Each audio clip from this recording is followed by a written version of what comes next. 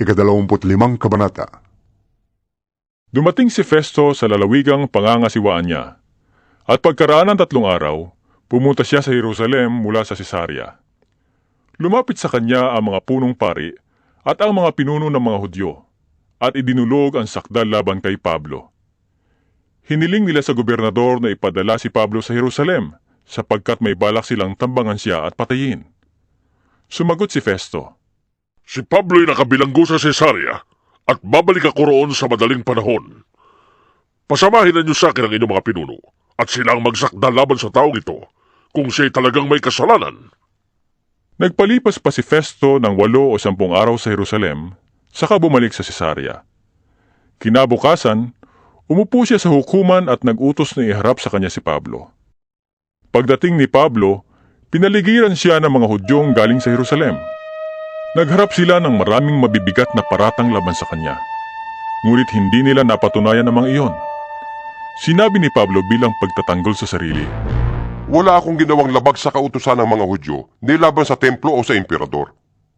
Nais ni Festong pagbigyan ng mga Hudyo, kaya tinanong niya si Pablo, Ibig mo bang pumunta sa Jerusalem upang doon kita litisin? Sumagot si Pablo, Naririto ako sa harap ng hukuman ng emperador. Dito ako dapat litisin. Wala akong nagawang pagkakasala sa mga Hudyo, at yan nalalaman ninyo.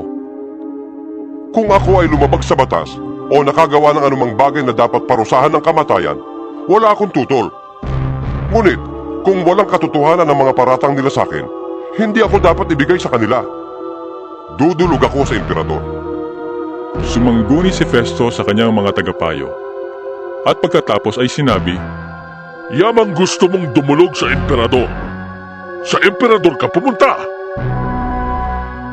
Makalipas ang ilang araw, dumating sa Cesarea si Haring Agripa at si Berenice upang bumati kay Festo.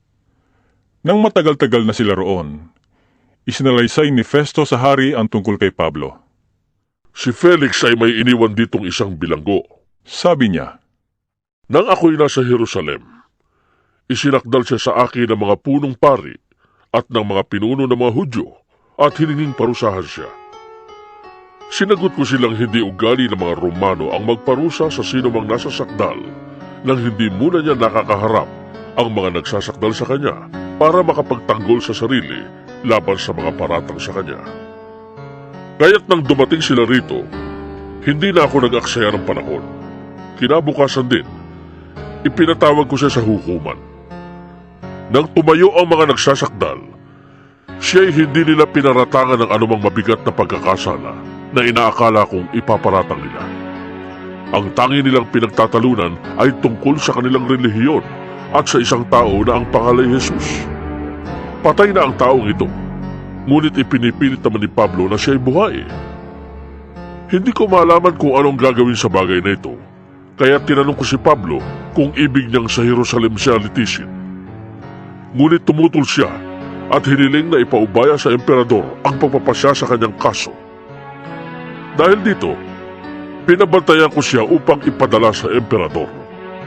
sinabi ni Agripa kay Festo, Ibig kong mapakinggan ang taong iyan. Mapapakinggan mo siya bukas. tugon naman ni Festo. Kinabukasan, dumating sina Agripa at Berenice kasama ang matataas na punong kawal at ang mga tanyag na tao sa lungsod. Pumasok sila sa bulwagan ng hukuman at iniutos ni Festo na si Pablo iharap sa kanila. Sinabi ni Festo, Haring Agripa at lahat ng naririto. Narito po ang lalaking isinakdal sa akin ng mga Hudyo rito at sa Jerusalem. Ipinagsisigawan nilang hindi siya dapat mabuhay. Ngunit sa pagsisiyasat ko'y wala akong makitang dahilan upang parusahan siya ng kamatayan. Yamang ibig niyang dumulog sa emperador, ipinasya kong ipadala siya roon. Subalit wala akong tiyak na maisulat sa emperador tungkol sa taong ito. Kaya iniharap ko siya sa inyo, lalong-lalo na sa iyo, Haring Agripa, upang may maisulat ako pagkatapos na siya'y masiyasat natin. Inaakala kong hindi dapat ipadala sa emperador ang isang bilanggo nang hindi inilalahad ng mga sakdal laban sa kanya.